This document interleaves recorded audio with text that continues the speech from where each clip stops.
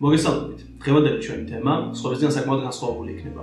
გადაწყვეტა შემოგვეთავაზებინა სამი პირველ ადგილოსანი გუნდის მარცხი პირველივე რაუნდში. კალათბურთი პირველ რიგში გვიყვარს ემოციების გამო, ხოლო არაფერი იმაზე ემოციური, როცა დავითი ერევა გოლიათს ან კრატოსი კლავს ზევსს. პირველი ისტორიის მოყოლისას უნდა ვესწრებოთ დენვერს, სადაც არაფრით გამორჩეული გუნდი ხვდებოდა სიეტლ სუპერსონიკს, რომელსაც 63 მოგება ჰქონდა, ხოლო დენვერ ნაგეტსს მხოლოდ 42. 1993 წელს მაიკლ ჯორდანი მესამედ გახდა ჩემპიონი, მაგრამ ყველასგან მოულოდნელად მან კალათბურთი სრულიად დატოვა. სწორედ ამის გამო სხვა სუპერსტარებს მიეცათ შანსი, რომ მიეღოთ ის, რაც მაიკლმა წაართვა. სწორედ ერთ-ერთ მთავარ კონტენდერად სახელდებოდა სიეტლ სუპერსონიქსი, რომელსაც ყავდა ძალიან მაგარი მწვრთნელი ჯორჯ კარლის სახით, ძალიან კარგი მექულე დეტლი შრემფის სახით და რა თქმა უნდა ლეგენდარული დუეტი გარი პეიტონისა და შონ კემპის სახით. რაც შეეხება დენვერ ნაგეტსს, მათ ყავდათ ლიდერი სახელად დიკემბე მუტომბო. თუმცა ეს გუნდი არ იყო ვარსკვლავით დახუნწული, მაგრამ მაინც იგრძნობოდა ამ გუნდში შეტევითი არსენალი და როსტერის სიღრმე. დენვერში ირიცხებოდა ბევრი საინტერესო კალათბურთელი, რომელსაც ნებისმიერ დროს შეეძლოთ აფეთქება. მათ შორის იყო ერთ-ერთი ჩაკარგული ტალანტი მაჰმუდ აბდულ-რაუფი. ამ ყველაფერს კიდევ უფრო დაუჯერებას ხდის ის ფაქტი, რომ სიეტლ სუპერსონიქსმა სერია 2-0 წაიყვანა, ხოლო იმ პერიოდში პირველი რაუნდის სერია მხოლოდ 3 მოგებამდე გრძელდებოდა. ასე რომ თითქოს ყველაფერი გადაწყვეტილია. დენვერის სახლში ბრუნდება ანგარიში 2-0-ია. დიკემბე მუტომბო იხსენებს, რომ სიეტლ სუპერსონიქსის სტაფმა მხოლოდ ერთი თამაშისთვის დაჯავშნა სასტუმრო, რაც ძალიან დამამცირებელი და უპატივცემულო იყო დენვერ ნაგეტსისთვის. სწორედ ამას გრძნობდა თითოეული კალათბურთელი და სწორედ აქედან დაიწყო დაუჯერებელი ისტორია სახელად დენვერ ნაგეტსი. დენვერის ახალგაზრდა სწრაფმა ინდივიდუალისტებმა ცალ-ცალკე გამოიჩინეს თავი. მოულოდნელად დენვერი აფეთქდა.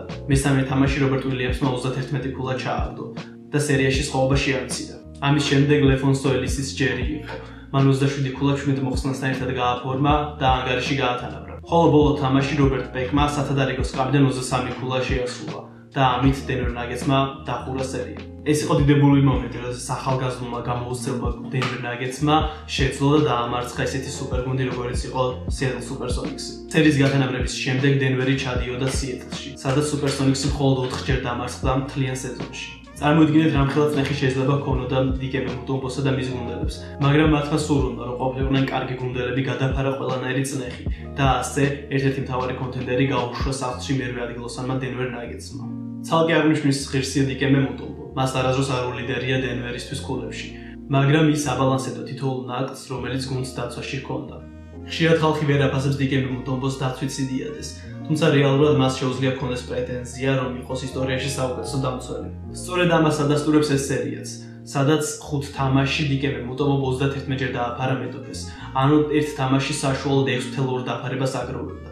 სწორედ დიკემბე აჩერებდა შონ კემპის მონსტრო ორნაბიჩის შესვლას და უქმნიდა გარი პეიტონს დისკომფორტს, რომ ეპოვნა საჭირო მოთამაშეები ქულების ასაღებად. დიკემბე ქმნიდა დენვერის ფუნდამენტს და აყალიბებდა გამარჯვების მენტალიტეტს ამ გუნდში. 1999 წელი NBA-ისთვის სეზონის დაწყებამდე ძალიან ბევრი გამორჩეული რამით იყო დატვირთული. იმან კი რაც მის მიმდინარეობაში მოხდა, ეს სეზონი ერთ-ერთ ყველაზე უცნაური სახელით შეიყვანა ისტორიაში.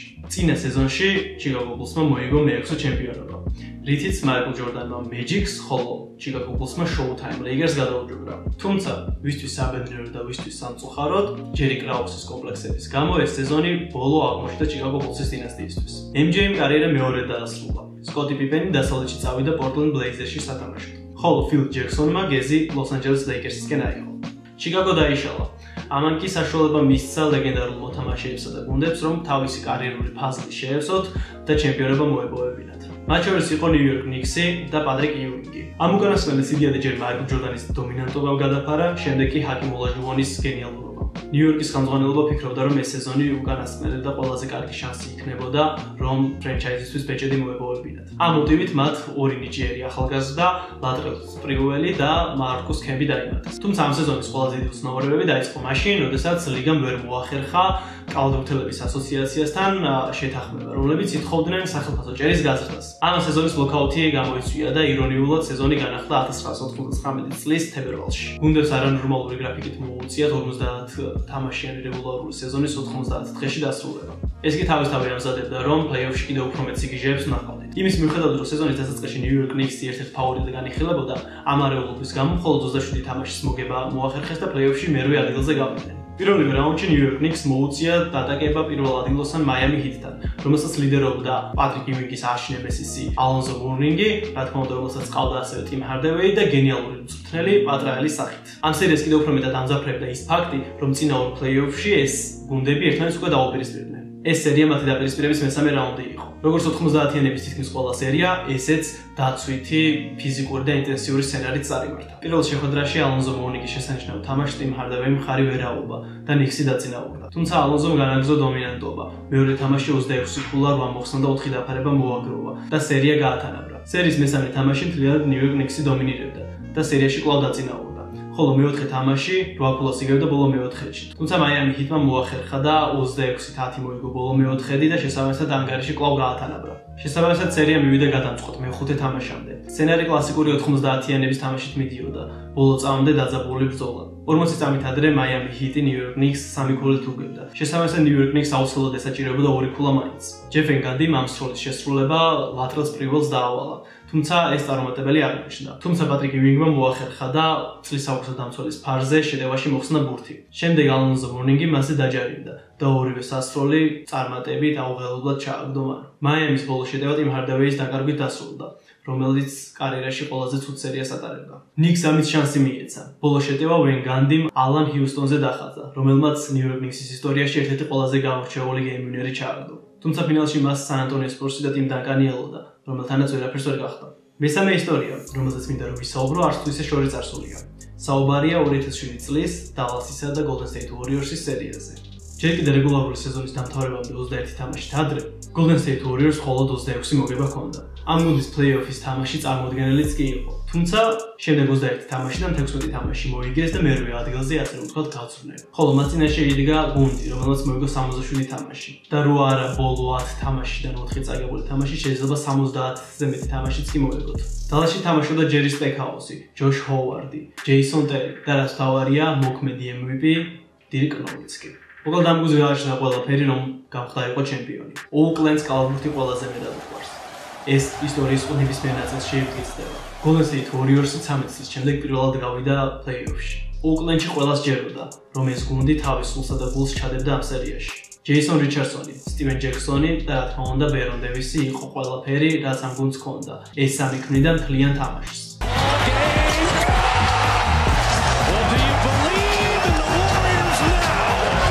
1.1, throw it to Barron from mid-court. Backed it in! My word! He backed it in! Oh, Richardson throws it down. 5:30 to go. Lawrence gets into the paint, dunks it.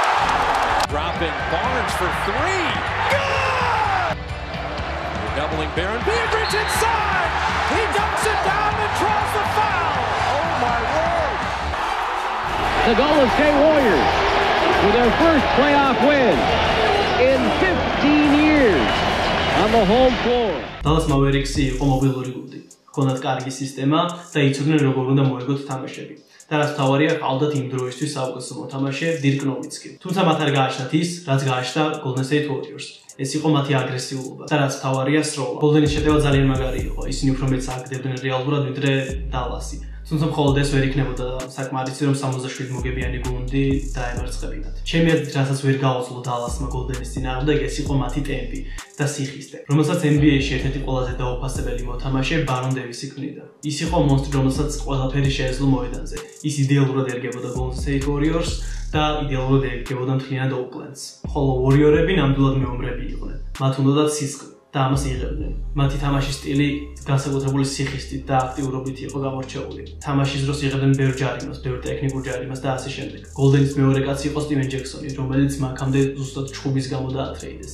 ის ასევე შეიარაღებულ სროლაზეც იყო შემჩნეული. მოკლედ Golden-ის ტემპი და აგრესია ერთ-ერთი საკალათბურთო კრიმინალი იყო, რომელსაც დალასის თეთრმა ლიდერმა ვერ გაუძლო. ეს იყო მაგალითი თუ როგორ შეიძლება სისტემები დაანგრიოს ანარქიამ. ეს სერია გავდა Doomsday-სა და Superman-ის ბრძოლას, სადაც ჭკვიანი ტაქტიკურად განსწავლული მარცხდება უბრალოდ ძალასთან. Golden-ი იყო ძალა, იყო სიხისტე, იყო სისწრაფე და რა თქმა უნდა იყო სროლა. წინა ისტორიებისგან განსხვავებით ეს სერია სხვანაირად წარიმართა. გადამწყვეტი მატჩი დალასში პირველივე თამაში იყო. სადაც ბერონ დევისმა მოქმედი MVP-ის აჩვენა, რომ ეს მისი სერია არ იქნებოდა. ბერონმა პირველივე თამაში 33 ქულა, 14 მოხსნა და 7 გადაცემა შეასრულა. და რა თქმა უნდა Golden State Warriors-მა თამაში მოიგო. სერია Game 6-მდე მივიდა, რომელშიც Golden State Warriors-ი ლიდერობდა 3-2. თუმცა ბოლო თამაში სერია კიდევ უფრო დრამატული გახდა, რადგანაც ბერონ დევისმა ტრავმა მიიღო. თუმცა ამის მიუხედავად მას თამაში არ გამოუტოვებია და ბოლომდე დაამთავრა. ტრავმის მიუხედავად ბერონ დევისი მაინც საუკეთესო მოთამაშე იყო. 20 ქულა და 10 მოხსნით მან სერია დახურა და 13 წელს შემდეგ Golden State Warriors პირველად აჩუქა სერია. They are running him right down to the ground. Jackson filling the lane, and there's the Warriors in the open floor. Al Harrington has Jason Terry on him. It's going to do that. Drops it to Peters. He hammers it down. Doubling Baron. Peters inside. He dumps it down and draws the foul. The Golden State Warriors have pulled off the greatest upset in the history of the NBA playoffs. The Golden State Warriors have pulled off the biggest playoff upset in NBA history as they dispatch the 67-win Dallas Mavericks. ვიდეოს ბოლოს გითხავთ, რომ გამოიწეროთ ჩვენი არხი და მოიწონოთ ჩვენი მეგობარი Facebook გვერდები. დროებით.